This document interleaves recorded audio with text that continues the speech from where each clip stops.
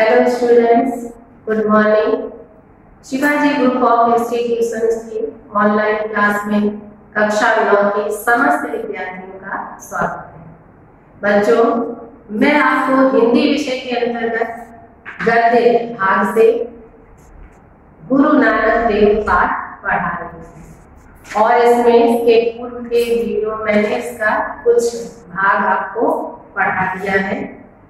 उसी के आगे का भाग आज मैं यहाँ पर पढ़ाने जा रही हूँ।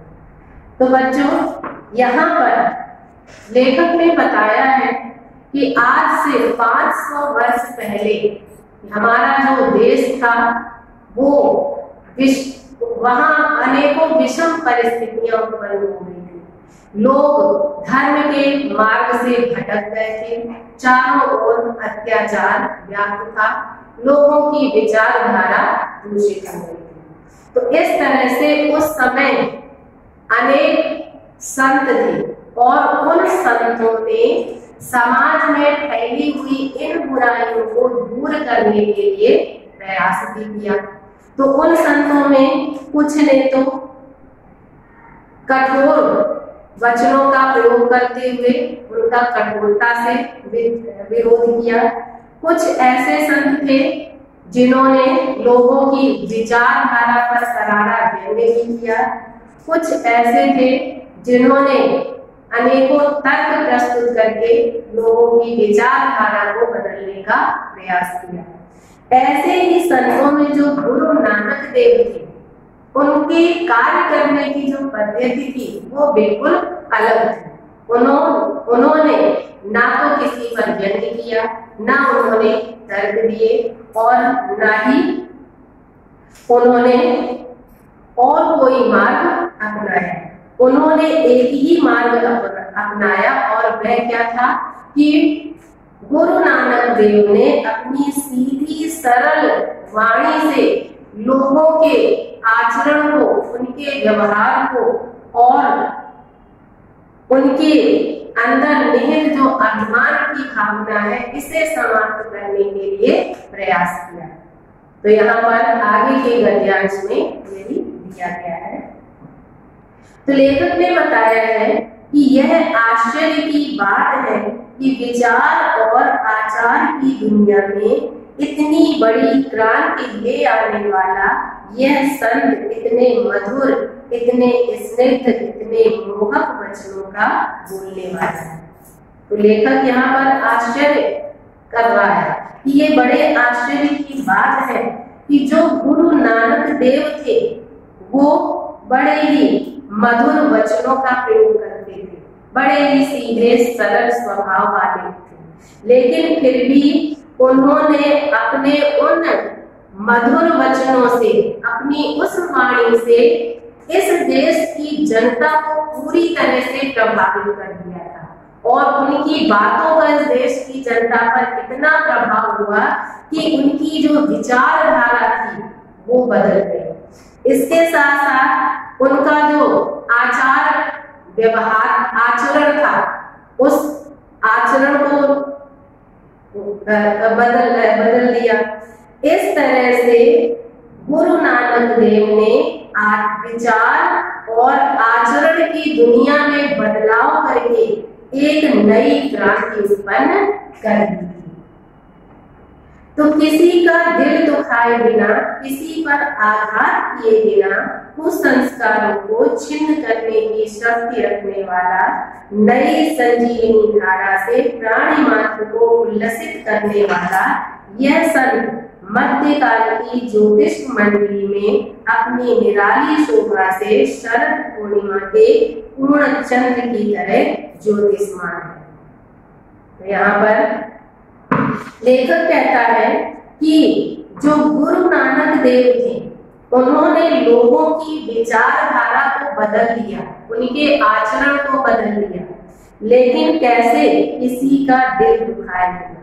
उन्होंने किसी के दिल को दुख नहीं दिया, बिना किसी को दुख दिए उसके विचारों को बदल दिया, किसी पर आघात किए बिना और साथ ही साथ उन्होंने किसी के हृदय पर कोई चोट नहीं दी। कुसंस्कारों की छिन्न करने की शक्ति रखने वाला। लेकिन फिर भी जो गुरु नानक देव थे, उनके अंदर समाज में या लोगों के अंदर व्याप्त जो बुराइयां थी, उन बुराइयों को छिन्न माने दूर करने की अपार शक्ति विद्यमान थी। नई संजीवनी धारा से प्राणी मात्र को उल्लसित करने वाले, कहने का तात्पर्य है कि उनकी जो नवीन संजीवनी रूपी नई विचारधारा थी, अपनी उस नई विचारधारा से गुरु नानक देव ने इस देश में रहने वाले एक एक व्यक्ति को उत्साह से भर दिया। उनका जो हृदय था वो उत्साह से उन्होंने भर दिया था। यह संत मध्यकाल की ज्योतिष मंडली में अपनी निराली शोभा से शरद पूर्णिमा के पूर्ण चंद्र की तरह ज्योतिषमान है। तो ये जो संत गुरु नानक देव थे, ये मध्यकाल में जो ज्योतिष मंडली, जो विद्वानों की मंडली थी, जो विद्वान थे, तो मध्यकाल में जो विद्वान थे, उन विद्वानों में जो गुरु नानक देव थे, वो अपनी अलौकिक शोभा के साथ शरद काल की पूर्णिमा के चंद्रमा की तरह प्रकाशमान है। कहने का तात्पर्य कि जिस प्रकार से आकाश में तारों के बीच में चंद्रमा प्रकाशित होता है, उसी प्रकार से मध्यकाल में जो विभिन्न विद्वान थे, उन विद्वानों के बीच में जो गुरु नानक देव थे, वो सर्वश्रेष्ठ थे। आज उनकी याद आए बिना नहीं रह सकती है कि आज कार्तिक पूर्णिमा का दिन है और कार्तिक पूर्णिमा के दिन गुरु नानक देव का जन्म हुआ था। तो आज के दिन उनकी याद ना आए, उनका स्मरण ना आए, ऐसा संभव नहीं है। वह सब प्रकार से लोग होता है, क्योंकि जो गुरु नानक देव थे, ये महापुरुष थे, उनमें ईश्वरीय अंश विद्यमान था, ईश्वर का ही स्वरूप थे, ईश्वर के रूप में ही उन्होंने अवतार लिया था। तो उसका उपचार मैत्री, प्रेम और मैत्री है। तो गुरु नानक थे जो कि ईश्वर का अवतार माने जाते हैं, तो उनको कैसे प्रसन्न किया जा सकता है? प्रेम और मित्रता से। कहने का तात्पर्य है कि जो मनुष्य है, ईश्वर को प्रसन्न करने के लिए विभिन्न धार्मिक संसाधनों का प्रयोग करते हैं, माला फेरते हैं, जप करते हैं, हवन करते हैं और विभिन्न प्रकार की धार्मिक क्रियाएं करते हैं। लेकिन यहाँ पर लेखक का कहना है कि जो गुरु नानक देव साक्षात ईश्वर के अवतार थे, वो सिर्फ प्रेम और मित्रता से ही प्रसन्न हो जाते हैं। उसका शास्त्र सहानुभूति और हित चिंता है कि गुरु नानक देव ने किसी शास्त्र की रचना नहीं की थी। उनका शास्त्र तो केवल सहानुभूति और हित चिंता है। उनके शास्त्र में तो बस दो ही बातें हैं कि सहानुभूति, दूसरों के प्रति सदैव सहानुभूति रखनी चाहिए और दूसरों की हित और भलाई के बारे में सदैव सोचना चाहिए, उनका हित करना चाहिए। तो ये दो बातें ही उनके शास्त्र में निहित है। तो उनका जो शास्त्र है वो हर प्रकार से निराला है, अलौकिक है। उनका शास्त्र एक ऐसा प्रकाश पुंज है जो वह कुसंस्कारों के अंधकार को अपनी स्निग्ध ज्योति से भेदता है। उनका जो सहानुभूति और परोपकार की भावना से युक्त जो शास्त्र है, वो चारों ओर व्याप्त जो कुसंस्कारों का, बुराइयों का अंधकार है, उस अंधकार को समाप्त कर देता है। और इसके साथ साथ मुमूर्ष प्राण धारा को अमृत का बाण उड़ेलकर प्रवाहशील बनाता है। तो उनका जो शास्त्र है वो क्या है, जो मृत प्राय जीवन है, मृत प्राय समाप्त होती हुई जीवन रूपी धारा को अपनी वचन रूपी या अमृतमयी वचनों से उन्हें फिर से जीना सिखाता है और उसे आगे बढ़ना सिखाता है। तो वह भेदों में अभेद देखता है। गुरु नानक देव जी का जो शास्त्र है उसकी विशेषता क्या है कि वह भेदों में अभेद देखता है कि हमारे धर्म में जो ईश्वर है, ईश्वर के विभिन्न रूप माने गए हैं, दुर्गा का, शंकर का, कृष्ण का, राम का, तो विभिन्न रूप माने गए हैं। लेकिन इनका जो शास्त्र है उसकी क्या विशेषता है कि भले ही ईश्वर के विभिन्न रूप हो लेकिन फिर भी उन रूपों में कोई भेद नहीं है, वो एक ही ईश्वर के अलग अलग रूप है। नानत्व में एक का संधान बताता है। तो उनका शास्त्र क्या बताता है कि ईश्वर के जो विविध रूप हैं उन विविध रूपों में एक ही ईश्वर विद्यमान है, तो वह सब प्रकार से निराला है। तो गुरु नानक देव जी का जो शास्त्र है जो कि सहानुभूति और परोपकार की भावना से युक्त है, तो ये बड़ा ही अद्भुत है, बड़ा ही निराला है। इस कार्तिक पूर्णिमा को अनायास उनके चरणों में नत हो जाने की इच्छा होती है। तो गुरु नानक देव जी ने जो हमारा मार्गदर्शन किया और इस देश की जनता को धर्म का सही मार्ग दिखाया, ईश्वर का सही ज्ञान कराया, तो जब आज कार्तिक पूर्णिमा के दिन उनके चरणों में सम्मान के साथ झुक जाने की इच्छा होती है, अपना सम्मान, अपना प्रणाम भाव व्यक्त करने की इच्छा हो जाती है। गुरु नानक ने प्रेम का संदेश दिया। तो जो गुरु नानक देव थे उन्होंने प्रेम का संदेश दिया, उन्होंने प्रेम की महिमा लोगों को बताई। उनका कथन था कि ईश्वर नाम के सम्मुख जाति और कुल के बंधन निरर्थक है। उन्होंने लोगों को क्या बताया कि ईश्वर के सामने जाति और कुल के बंधनों का कोई महत्व नहीं होता है, कि ईश्वर के सामने ना तो किसी जाति का कोई महत्व है ना किसी कुल का कोई महत्व है।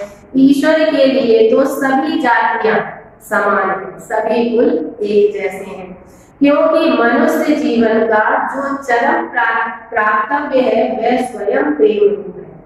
उन्होंने बताया कि मनुष्य के जीवन का जो परम लक्ष्य है, अंतिम लक्ष्य है, वह लक्ष्य क्या है? ईश्वर को प्राप्त करना। मनुष्य के जीवन का अंतिम लक्ष्य, सबसे जो महान लक्ष्य है वो ईश्वर को प्राप्त करना है। तो जिस ईश्वर को मनुष्य प्राप्त करना चाहता है वह ईश्वर स्वयं प्रेम रूप है। उन्होंने ऐसा लोगों को बताया। प्रेम ही उसका स्वभाव है और उस ईश्वर का जो स्वभाव है वो भी प्रेममयी है।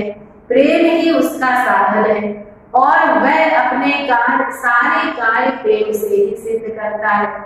या फिर हम ये भी कह सकते हैं कि उसको, उस ईश्वर को प्राप्त करने का एकमात्र जो साधन है वो प्रेम ही है। प्रेम से ही उस ईश्वर को प्राप्त किया जा सकता है।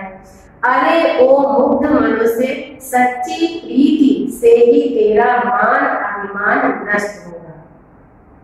तो यहाँ पर गुरु नानक देव जी ने देश के मनुष्यों को संबोधित करते हुए कहा है कि सांसारिक माया मोह में फंसे हुए जो मनुष्य हैं, सच्ची प्रीति, जब तुम्हारे हृदय में सच्चा प्रेम उत्पन्न हो जाएगा, चाहे ईश्वर के प्रति हो चाहे संसार के प्राणियों के प्रति हो, जब तुम्हारे हृदय में सच्चा प्रेम उत्पन्न हो जाएगा तो तुम्हारे अंदर मान, जो अहंकार की भावना है, अभिमान और अभिमान की भावना है, स्वयं को श्रेष्ठ समझने की जो भावना है, ये अपने आप ही समाप्त हो जाएगी। तेरी छोटाई की सीमा समाप्त होगी। इस प्रकार से अहंकार और अभिमान में डूबे रहने के कारण तुम्हारी जो तुच्छता दिखाई देती है, तुम्हारा जो छोटापन है, ये अपने आप ही समाप्त हो जाएगा। परम मंगल में शिव तुझे प्राप्त होगा। तो इस प्रकार से जब तुम्हारे हृदय में सच्चा प्रेम भाव जागृत हो जाएगा, तुम्हारा अहंकार और तुम्हारा अभिमान नष्ट हो जाएगा, तो परम मंगलकारी शिव अर्थात ईश्वर तुझे प्राप्त हो जाएगा, ईश्वर की प्राप्ति तुझे हो जाएगी। उसी सच्चे प्रेम की साधना तेरे जीवन का परम लक्ष्य है। तो गुरु नानक देव जी ने इस देश की जनता को क्या बताया कि उसी प्रेम की साधना करना तेरे जीवन का परम लक्ष्य है। अर्थात तुम्हें अपने हृदय में प्रेम की भावना को जागृत करना है, यही तुम्हारे जीवन का सबसे श्रेष्ठ लक्ष्य है। बाह्य आडंबरों को तू धर्म समझ रहा है, लेकिन तू उससे भटक गया है। वास्तव में सच्चाई क्या है कि तू जो धर्म के बाहरी आडंबर है, अर्थात धार्मिक ग्रंथों को पढ़ना, पूजा पाठ करना, हवन करना, माला फेरना, ये सब क्या है? धार्मिक आडंबर है। धर्म के नाम पर हम दिखावा करते रहते हैं। मूल संस्कारों को तू आस्था मान रहा है, और ये जो धार्मिक क्रियाएं हैं, ये हमारे मूल संस्कार हैं, हमें संस्कारों में मिली, और इन्हीं के प्रति सभी के मन में सदैव आस्था रहती है। इन्हीं के प्रति लोग आस्था रखते हैं और धार्मिक क्रियाएं करते रहते हैं। नहीं प्यारे, यह सब धर्म नहीं है। तो गुरु नानक देव जी ने क्या बताया कि हे देशवासियों, हे मनुष्यों, जिन बातों को तुम धर्म समझ रहे हो, धार्मिक ग्रंथों को पढ़ना, माला फेरना, जप करना, तो इन सब बातों को तुम धर्म समझ रहे हो, तो ये वास्तव में धर्म नहीं है। धर्म तो स्वयं रूप होकर भगवान के रूप में तेरे भीतर विराजमान है। जो धर्म है वो स्वयं ही ईश्वर के रूप में तुम्हारे ही हृदय में स्थित है। उसी अगम अगोचर प्रभु की शरण होकर, इसलिए तुम्हें उसी ईश्वर की शरण में जाना चाहिए जो ईश्वर अगम है। अगम में अर्थात जहाँ जिस ईश्वर को तक पहुंचा नहीं जा सकता है, और जिस ईश्वर को अगोचर माने इंद्रियों से जाना नहीं जा सकता है, ऐसे ईश्वर की शरण में तुम्हें जाना चाहिए। क्या पड़ा है इन छोटे अहंकार में? कि तुम्हारे मन में जो वह व्यर्थ के अहंकार है, इन अहंकारों से तुम्हें कुछ नहीं मिलने वाला। इन अहंकारों से तुम्हें ईश्वर की प्राप्ति नहीं हो सकती है। ये मुक्ति के नहीं, बंधन के हैं। कि जब तक तुम्हारे मन में इस तरह का अहंकार रहेगा, घमंड रहेगा, अभिमान रहेगा, तब तक तुम्हें इस संसार के दुखों से मुक्ति नहीं मिल सकती है। ये जो अहंकार की भावना है, ये सदैव तुम्हें सांसारिक बंधनों में ही जकड़े रहेगी। उनका मत था कि विश्व का परित्याग कर संन्यास लेना ईश्वर की दृष्टि में आवश्यक नहीं है। तो गुरु नानक देव की जो मत विचारधारा क्या थी कि विश्व का परित्याग करके, इस संसार को छोड़ करके संन्यास लेना, सन्यासी जीवन व्यतीत करना, ये ईश्वर की दृष्टि में आवश्यक नहीं है। ईश्वर ऐसा नहीं कहता है कि संसार को त्याग दो, संसार के प्रति हमारे जो कर्तव्य हैं उन कर्तव्यों को छोड़ दो और संसार से विरक्त होकर के सन्यासी बन जाओ। ईश्वर हमें ऐसा करने के लिए नहीं कहता है। उसके लिए तो धार्मिक सन्यास तथा भक्त व गृहस्थ सभी समान है, क्योंकि जो ईश्वर है, ईश्वर के लिए चाहे धर्म के मार्ग पर चलने वाला सन्यासी हो या फिर मन से भक्ति करने वाला कोई भक्त हो या फिर गृहस्थ धर्म का पालन करने वाला कोई साधारण मनुष्य हो, ईश्वर के लिए तो सभी बराबर है। चाहे सन्यासी हो, चाहे भक्त हो, चाहे गृहस्थ हो, ईश्वर के लिए सब एक समान है, बराबर है। उन्होंने मृत्यु पर्यंत हिंदू मुसलमानों के तीव्र मतभेदों को दूर करने की सफल चेष्टा की। तो जो गुरु नानक देव थे, उन्होंने मृत्यु पर्यंत अर्थात पूरे जीवन भर हिंदू और मुसलमानों के बीच में जो धर्म को लेकर के या अन्य बातों को लेकर के जो मतभेद था, जो विरोध था, उस विरोध को दूर करने की उन्होंने सफल चेष्टा की थी। अर्थात उन्होंने जो प्रयास किए थे कि हिंदू और मुस्लिम के बीच में विरोध भावना समाप्त हो जाए, तो अपने इस कार्य में वो सफल भी हुए थे। यही कारण था कि इनके शिष्यों में हिंदू व मुसलमान दोनों ही थे। इनके जो शिष्य थे, उन शिष्यों में हिंदू धर्म को मानने वाले भी थे और इस्लाम धर्म को मानने वाले मुसलमान भी थे। तो हिंदू और मुसलमान दोनों ही इनके शिष्य थे। इनके अनुयायी बाद में सिख कहलाए, लेकिन गुरु नानक देव जी ने जो अपने विचार व्यक्त किए हैं, तो उनके उन विचारों का अनुसरण जिन्होंने किया, तो उन लोगों को बाद में सिख कहा जाने लगा। अर्थात जो गुरु नानक देव थे, उन्होंने सिख धर्म का प्रारंभ किया था और उन्होंने उनके सिद्धांतों को ग्रंथ साहब में संग्रहित किया। तो गुरु नानक देव जी के जो सिद्धांत थे, उनके जो विचार थे, उनके जो वचन थे, तो उनके उन वचनों को सिख धर्म के मानने वाले जो उनके शिष्य थे, उन्होंने ग्रंथ साहब में उनके वचनों को संग्रहित कर दिया है।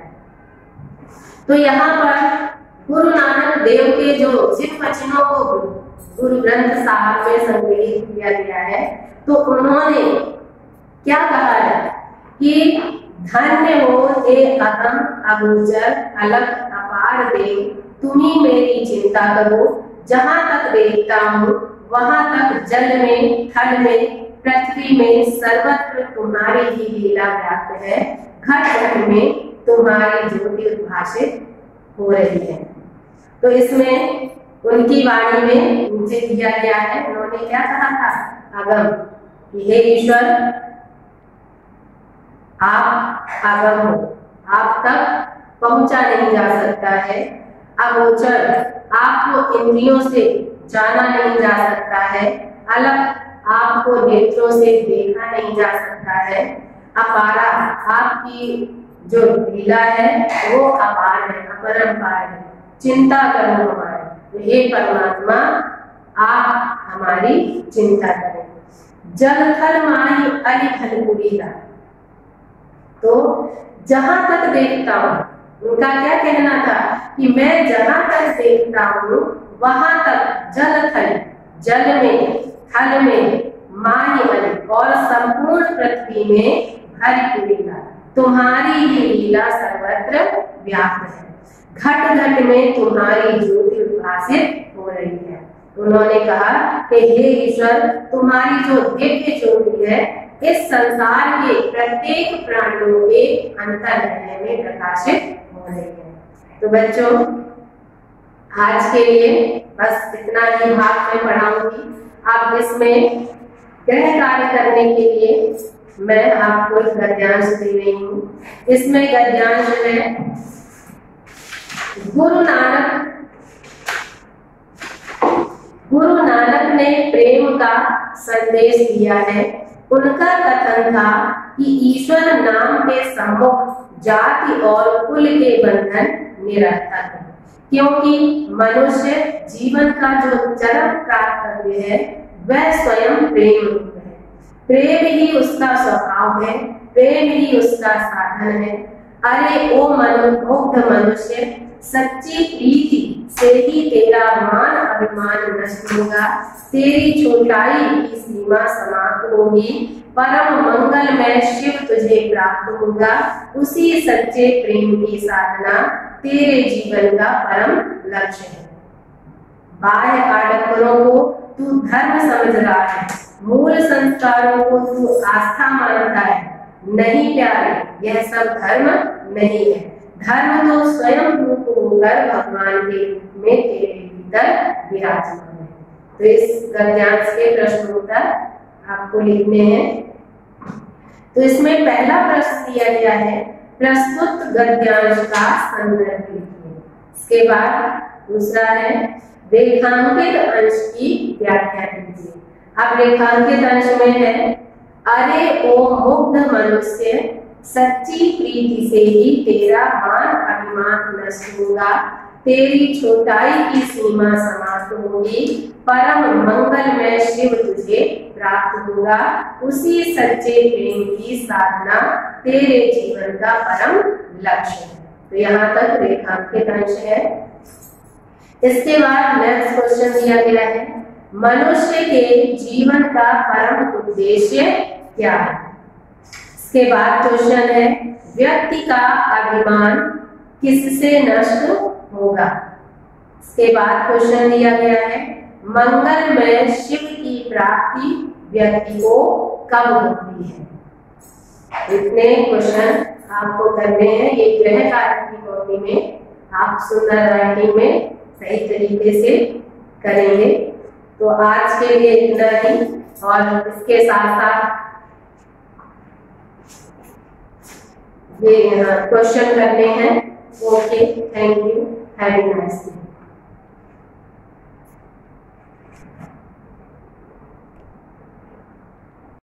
Hello students, good morning. Shivaji group of institutions की ऑनलाइन क्लास में कक्षा 9 की समस्त विद्यार्थियों का स्वागत है। बच्चों, मैं आपको हिंदी विषय में गद्य खंड से गुरु नानक देव पाठ पढ़ा रही थी। इसका कुछ अंश मैंने इसके पूर्व के वीडियो में आपको पढ़ा दिया है। इसके बाद मैं आगे का भाग आज यहाँ आपको पढ़ाऊंगी। तो यहाँ पर लेखक ने, जो गुरु नानक देव थे, उन्होंने किस प्रकार से इस देश की भटकती हुई जनता को जीने की एक नई राह दिखाई, वास्तव में ईश्वर क्या है इसका ज्ञान कराया।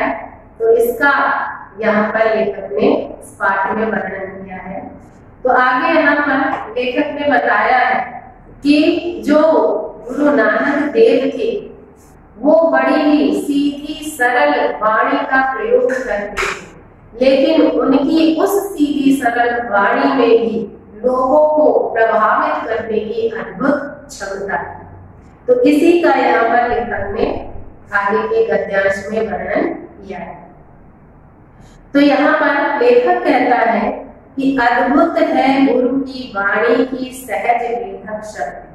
कि जो गुरु नानक देव थे, वो उनकी जो वाणी थी, वो जो बोलते थे, उनकी उन बातों में लोगों को प्रभावित करने की अपार शक्ति विद्यमान थी। कहीं कोई आडंबर नहीं, उनकी वाणी में कोई आडंबर नहीं था, दिखावा नहीं था, कोई बनाव नहीं, कोई बनावटीपन नहीं था। सहज हृदय से निकली हुई, सहज प्रभावित करने की अपार शक्ति। वो जो भी बोलते थे, अपने सीधे सरल हृदय से जो विचार, उनकी जो भावनाएं उनके हृदय में होती थी, उत्पन्न होती थी, उन भावनाओं को, उन विचारों को बड़े ही सीधे सरल तरीके से वो व्यक्त कर देते थे। लेकिन फिर भी उनकी उस सीधी सरल वाणी में अपार शक्ति थी कि उनकी बातों से लोग प्रभावित हो जाते थे। सहज जीवन बड़ी कठिन साधना। तो लेखक क्या कहता है कि सीधा सरल जीवन जीना ये वास्तव में एक कठिन साधना की तरह है। कि जिस प्रकार से ईश्वर की साधना करना अत्यंत कठिन है, उसी प्रकार से सीधा सरल जीवन जीना भी अत्यंत कठिन होता है। सहज भाषा बड़ी बलवती आस्था है, और उसी प्रकार से जो सीधी सरल भाषा है, उसमें भी एक बड़ी ही गहरी आस्था है। कहने का तात्पर्य ये है कि सीधी सरल वाणी से ही लोगों को प्रभावित किया जा सकता है। सीधी लकीर खींचना टेढ़ा काम है। तो यहाँ पर लेखक ने एक उदाहरण दिया है कि जिस प्रकार से जब हम लकीर खींचते हैं तो टेढ़ी मेढ़ी लकीर तो आसानी से खींच जाती है, लेकिन अगर हम सीधी लकीर खींचना चाहें तो सीधी लकीर खींचना बड़ा ही कठिन होता है। बड़े ही प्रयास से, बड़ा ही ध्यान से जब लाइन खींचते हैं तभी हमारी लाइन सीधी खींच पाती है। तो गुरु का अनाडंबर सहज धर्म ऐसी ही सहज वाणी से प्रचारित हो सकता है। उसी प्रकार से गुरु का जो आडंबर रहित धर्म है, तो उनका जो धर्म है ऐसी ही सीधी सरल सहज वाणी से उसका प्रचार किया जा सकता है। कितनी अद्भुत निरभिमान शैली है कि जो गुरु नानक देव अपने विचारों को प्रकट करते थे तो उनके उन विचारों में कहीं कोई अभिमान की भावना नहीं थी, कहीं भी पांडित्य का दूधर बोझ नहीं। और इसके साथ साथ उन्होंने अपनी उन बातों में कभी भी अपनी विद्वता दिखाने का प्रयास नहीं किया, अपना ज्ञान दिखाने का प्रयास नहीं किया। और फिर पंडितों को आंदोलित करने वाली यह वाणी धन्य है। लेकिन उन्होंने जिस सीधी सरल वाणी का प्रयोग किया तो उनकी उस वाणी से बड़े बड़े पंडितों का हृदय भी आंदोलित हो गया था। बड़े बड़े पंडित भी उनकी उन बातों से प्रभावित हो गए थे। तो उन्होंने अपनी सीधी सरल वाणी में क्या कहा था कि कोई पढ़ता सहसा कीर्ता, कोई पढ़े पुराना, कोई नाम जपे जपमाली, लागे किसे ध्याना, अब ही कभी किछु न जाना, तेरा एक को नाम पिछाना, न जाना हरे मेरी कवन गति, हम मूर्ख अज्ञान सरल प्रभु तेरी, कोई कृपा राखो मेरी राजपति। तो गुरु नानक देव ने क्या कहा था कि जो संसार इस देश में रहने वाले लोग हैं, किसी भी धर्म के मानने वाले लोग, सब अपने अपने धर्म के अनुसार ईश्वर की भक्ति करने का प्रयास करते हैं। जैसे कि गुरु नानक देव ने क्या कहा कि कोई पढ़ता सहसा कीर्ता।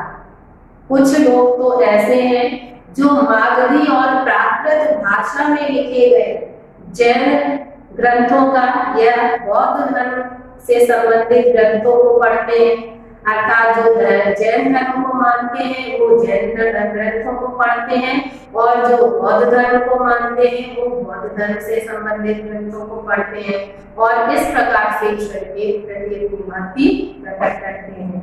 कोई पढ़े पुराना, और कुछ लोग ऐसे हैं जो पुराणों का अध्ययन करते हैं, पुराण पढ़ते हैं। कोई नाम जपे जपमाली, और कुछ लोग ऐसे हैं जो जप माली माने माला लेकर के ईश्वर के नाम का जाप करते हैं। लागे तिसे ध्यान, और जो ईश्वर में अपना, जिनका ईश्वर में ध्यान जो अपना लगाना चाहते हैं वो ईश्वर का ध्यान माने ध्यान करते हैं। अब ही कभी किछु न जाना। तो गुरु नानक देव जी क्या कहते हैं, चाहे अब की बात हो चाहे कभी की बात हो, मैं कुछ भी नहीं जानता, मैं इन प्रकार के विभिन्न धार्मिक कार्यों को नहीं पढ़ता हूँ, न कोई ग्रंथ पढ़ता हूँ, न पुराण पढ़ता हूँ, न माला जपता हूँ। एको तेरा एको नाम पहचान, मैं तो हे परमात्मा एकमात्र तेरा नाम ही पहचानता हूँ, तेरा नाम ही जानता हूँ। ना जाना हरे मेरी कवन, और मैं यह भी नहीं जानता हूँ कि ऐसा ना करने से मेरी क्या गति होगी, मेरी क्या स्थिति होगी। हम मूर्ख अज्ञान, गुरु नानक देव जी क्या कहते हैं कि हे परमात्मा हम तो मूर्ख हैं, अज्ञानी हैं, शरण प्रभु तेरी, फिर भी आपकी शरण में आए हुए हैं। कोई कृपा राखो मेरी राजपति। इसलिए मेरी आपसे यही प्रार्थना है कि आप कृपा राखो, मुझ पर कृपा कीजिए, मेरी लाज रखें। और हे परमात्मा, पति माने स्वामी, हे परमात्मा आप मेरी लाज रख लीजिए। तो ऐसी मीठी निरहंकारी सीधी वाणी से गुरु ने भटकती जनता को उसका लक्ष्य बताया। तो ऐसी ही मधुर अहंकार रहित सीधी सरल वाणी से गुरु नानक देव ने जो धर्म के मार्ग से जनता भटक गई थी, तो उसका जो लक्ष्य है कि वास्तव में ईश्वर क्या है, ईश्वर को कैसे प्राप्त किया जा सकता है, तो उसका जनता को उसका लक्ष्य बता दिया। आज विद्वान चकित है, पंडित अचरज में है। आज स्थिति क्या है कि गुरु नानक देव की ऐसी सीधी सरल प्रभावशाली वाणी सुन करके आज जो विद्वान है वो आश्चर्यचकित हो रहे हैं, जो पंडित है वो आश्चर्य कर रहे हैं, कितनी बड़ी ताकत और कैसा नीति। ये जो गुरु नानक देव का रूप था वो बड़ा ही, स्वभाव था वो बड़ा ही सीधा और सरल था, लेकिन फिर भी उनमें दूसरों को प्रभावित करने की अपार शक्ति विद्यमान थी। कालिदास ने ठीक ही कहा था, हमारे जो कवि कालिदास हुए हैं उन्होंने भी ठीक ही कहा था कि ध्रुवम बपु कांचन पद्म धर्मी यद मृग प्रकृत्या च ससार मेरुचा।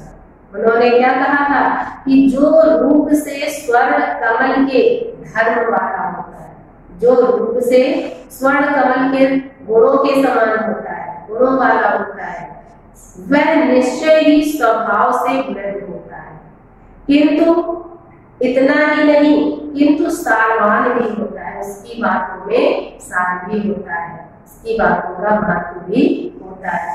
तो गुरु नानक देव ऐसे ही कांचन पद्म धर्मी महामानव थे। तो जो गुरु नानक देव थे वो ऐसे ही स्वर्ण कमल के धर्म वाले महापुरुष थे।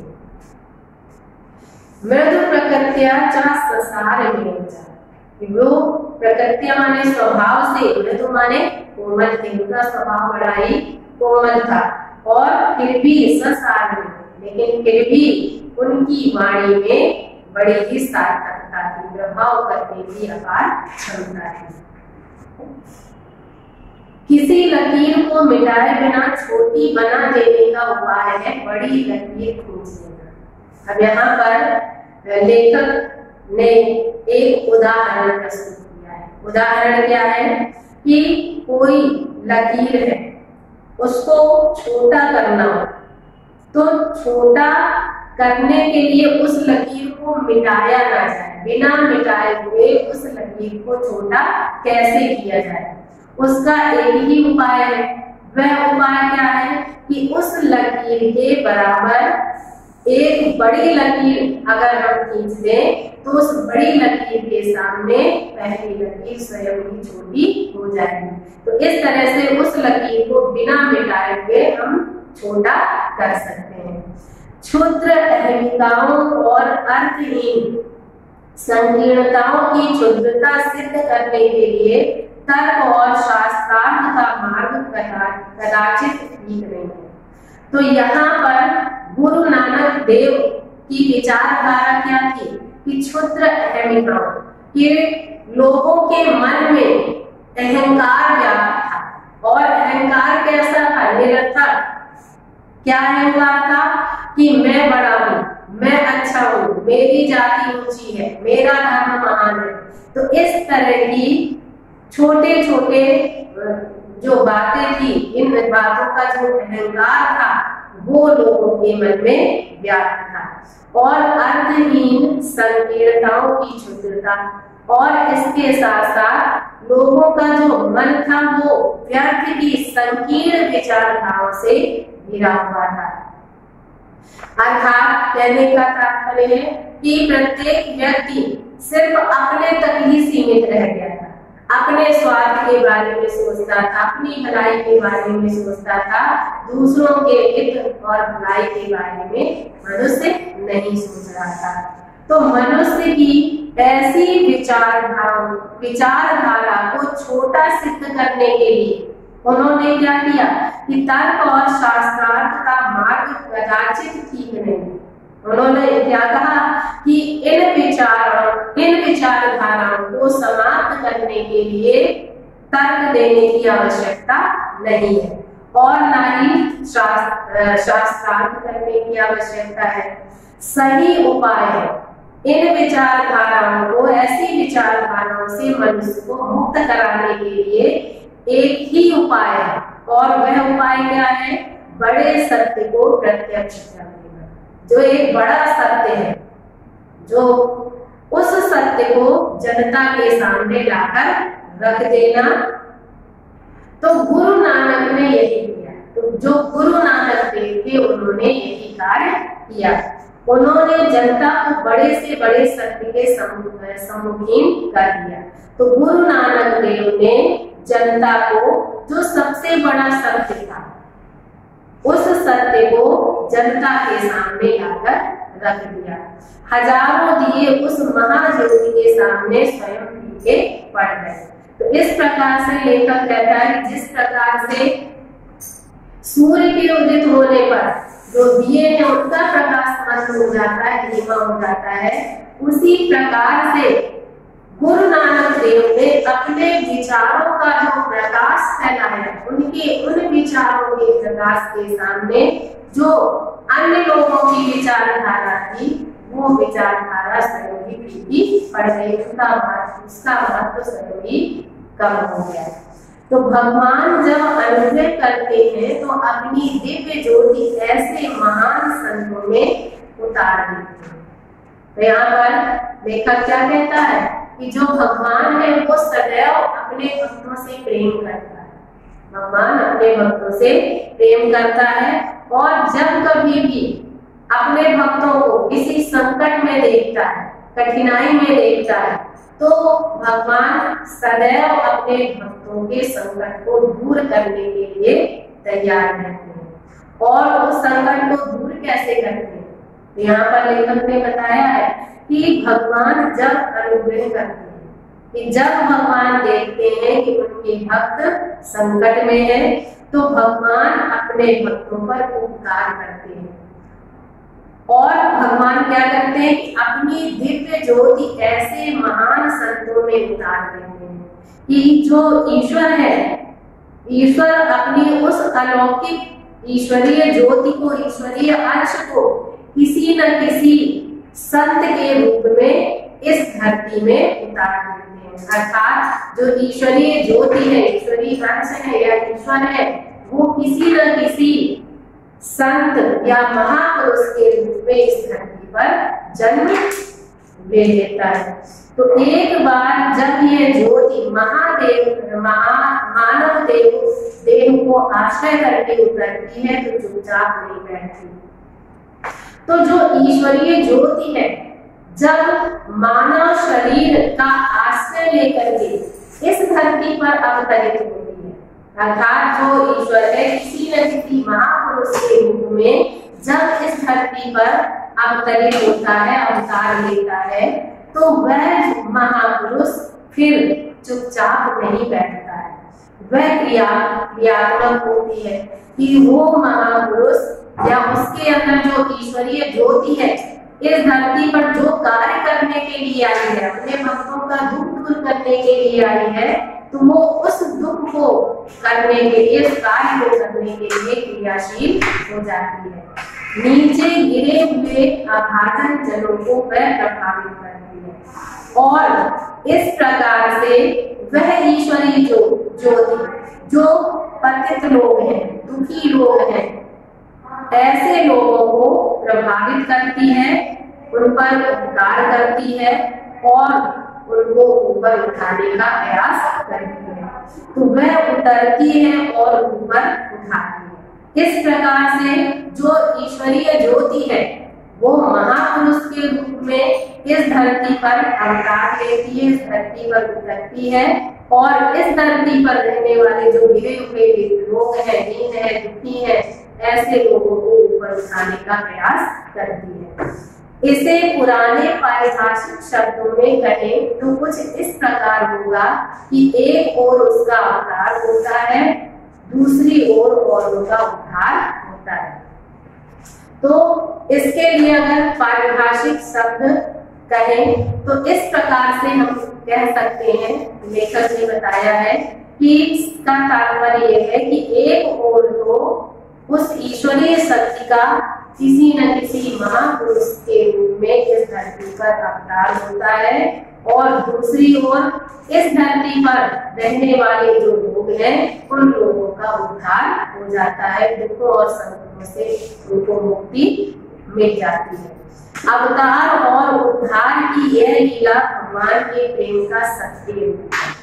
तो ईश्वर का अवतार लेना और अवतार लेकर के इस धरती के लोगों का उद्धार करना, ईश्वर की ये जो लीला है, ईश्वर का जो कार्य है, ये ईश्वर का भक्त के प्रति जो प्रेम भावना है, उस प्रेम भावना का सक्रिय रूप है, क्रियात्मक रूप है, जिसे पुराने भक्तजन अनुग्रह कहते हैं। तो इस कार्य को जो प्राचीन काल में ईश्वर के भक्त थे, इसे ईश्वर का अनुग्रह कहते हैं। आज से लगभग 500 वर्ष पहले परम प्रयाण हरि का यह अनुग्रह सक्रिय हुआ था। तो आज से 500 वर्ष पहले की अगर हम बात करें तो ईश्वर का जो अनुग्रह था, इस धरती के लोगों पर ईश्वर ने जो उपकार किया था, तो ईश्वर की जो उपकार भावना वो सक्रिय हुई थी, किस रूप में? गुरु नानक देव के रूप में। तो वह आज भी क्रियाशील है।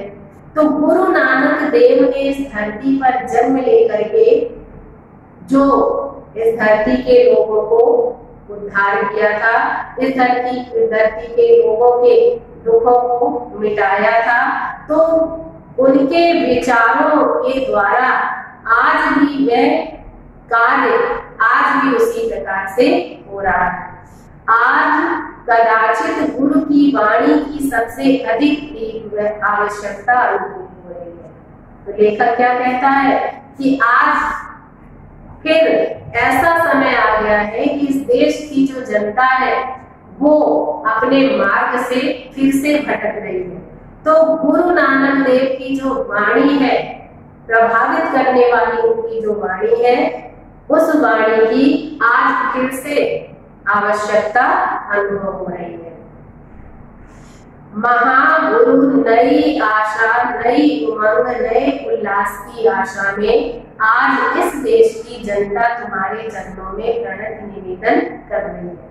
तो यहाँ पर बच्चों लेखक क्या कहता है कि गुरु नानक देव को संबोधित करते हुए लेखक कहता है कि हे महागुरु, हे गुरु नानक देव, आज इस देश की जो जनता है फिर से तुम्हारे चरणों में अपना जो प्रणाम भाव है, अपनी जो सम्मान भावना है वो प्रकट कर रही है और विनती कर रही है कि फिर से इस देश की जनता के हृदय में एक नवीन आशा जागृत कर दे, एक नया उमंग उत्साह भर दे और एक नया उल्लास की भावना भर दे। तो प्रत्येक प्राणियों के मन में यही आशा बनी हुई है। आशा की ज्योति विकीर्ण करो। तो हे गुरु, आप इस देश की जनता के हृदय में आशा की किरण उत्पन्न करो, जीवन के प्रति आशा जागृत करो, मैत्री मित्रता की भावना जागृत करो, प्रीति की स्निग्ध धारा से आप लालित करो और आप इस देश की जनता के लोगों के हृदय में सभी प्राणियों के प्रति जो प्रेम भावना है, उस प्रेम की भावना की धारा को प्रवाहित कर दो। हम उलझ गए हैं, भटक गए हैं, क्योंकि हम उलझ गए हैं। आज हमारे सामने अनेकों समस्याएं आकर खड़ी हो गई हैं, तो हम अपनी उन समस्याओं में उलझे हुए हैं और यही कारण है कि हम अपने मार्ग से भटक गए हैं।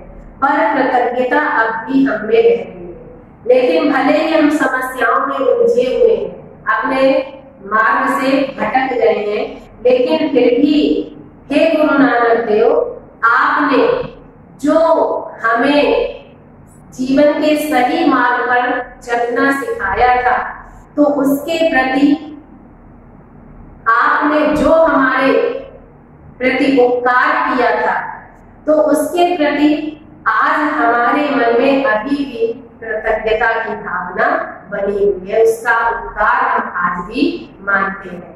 आज भी हम तुम्हारी अमृतोपम वाणी को भूल नहीं गए।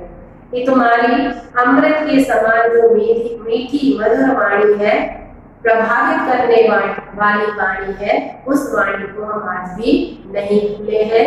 कृतज्ञ भारत का प्रणाम अंगीकार करो। जो भारतवर्ष की जनता है वो आपका उपकार मानती है, और आपने इस देश की जनता पर जो उपकार किए हैं, उस उपकार के लिए देश की जनता आपको प्रणाम कर रही है। आप उससे स्वीकार करें। तो इस प्रकार से बच्चों, ये जो पाठ है यहीं पर समाप्त हो जाता है। अब इसमें आपको गद्यांश करने हैं।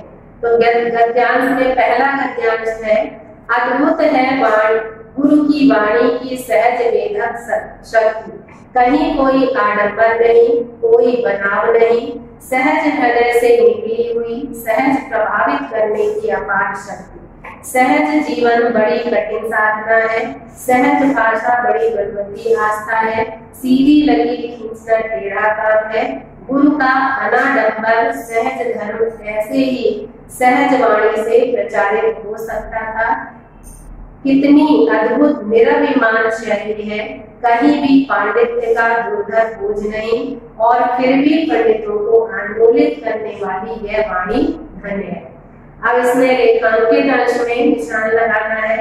अद्भुत है गुरु की वाणी की सहज वेधक शक्ति, कहीं कोई आडंबर नहीं, कोई बनाव नहीं, सहज हृदय से निकली हुई, सहज प्रभावित करने की अपार शक्ति, सहज जीवन बड़ी कठिन साधना है। यहाँ तक रेखांकित अंश है। अब इसमें क्वेश्चन करते हैं। पहला क्वेश्चन है, प्रस्तुत गद्यांश के लेखक का नाम लिखिए।